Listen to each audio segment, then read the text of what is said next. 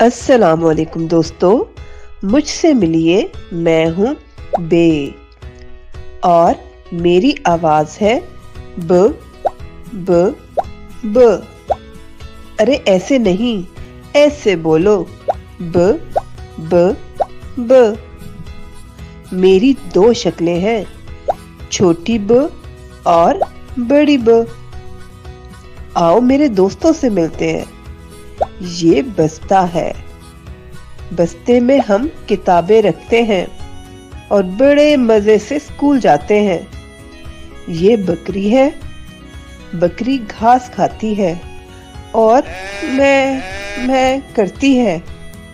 ये बाजा है, बाजा हमें जोर से नहीं बजाना चाहिए। ये बत्तख है, बत्तख पानी में तैरती है और कै कै करती है।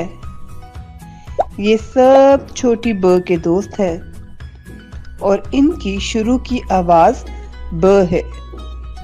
अरे अब इनसे मिलिए। ये सेब और किताब है।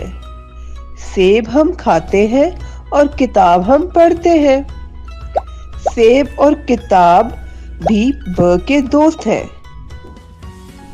सेब और किताब के आखिर की आवाज ब है।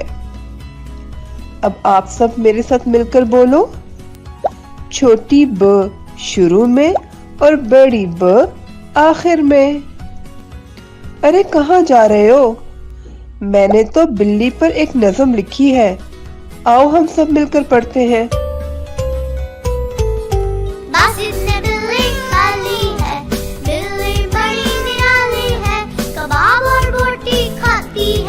बिस्तर पर चढ़ जाती